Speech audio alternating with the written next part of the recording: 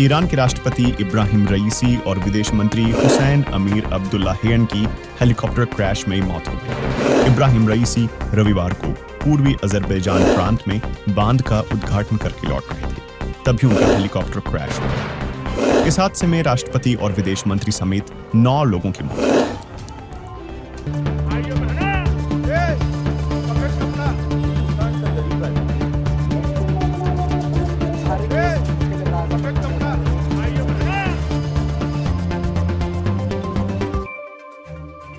एक धार्मिक स्कॉलर से वकील और फिर ईरान की कानून व्यवस्था के शीर्ष तक पहुंचने वाले रईसी देश में दूसरे नंबर के धार्मिक नेता भी थे।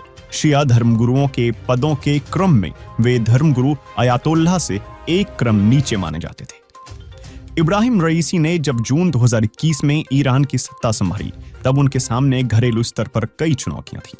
एक तरफ देश के मुश्किल सामाजिक हालात थे, तो दूसरी तरफ अपने परमाणु कार्यक्रम की वजह से अमेरिकी प्रतिबंध झेल रहा ईरान गंभीर आर्थिक संकट का सामना कर रहा था। रईसी इस दिशा में कुछ खास कर पाते, इससे पहले ही हिजाब को लेकर हुए प्रदर्शनों ने उनके सामने नई चुनौतियां खड़ी कर दी।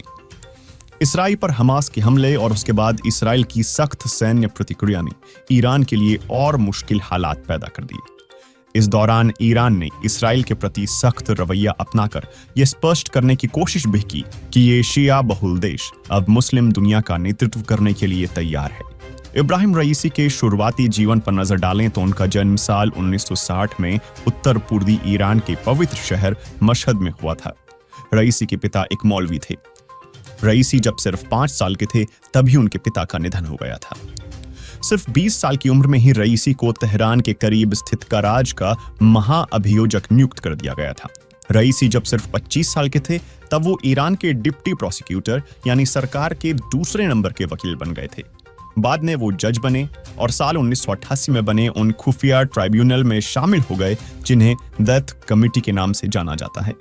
इन ट्राइब्यूनल्स ने उन हजारों राजनीतिक कैदियों पर दोबारा मुकदमा चलाया जो अपनी राजनीतिक गतिविधियों के कारण पहले ही जेल में सजा काट रहे थे। साल 2014 में रईसी ईरान के महाभियोजक बन गए थे।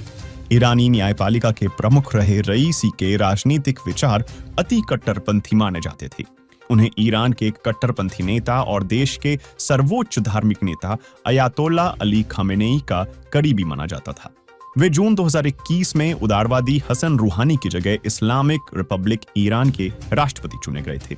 ईरान में 1979 में हुई इस्लामिक क्रांति के बाद से फलस्तीनी लोगों के लिए समर्थन ईरान की विदेश नीति के केंद्र में रहा है। इसराइल गजा संघर्ष में ईरान खुलकर फलस्तीनियों का साथ दे रहा है। रविवार 19 मई को हेलीकॉप्टर क्रैश की दुर्घटना से पहले बांध के उद्घाटन के बाद दिए भाषण में भी रईसी ने फलस्तीनी लोगों के लिए ईरान के समर्थन को बनाए रखने पर जोर दिया था। बाकी आपका इस खबर पर क्या विचार है, हमें कमेंट में बताएं और वार्ता 24 न्यूज चैनल को सब्सक्राइब करें। आप देख रहे हैं वार्ता 24।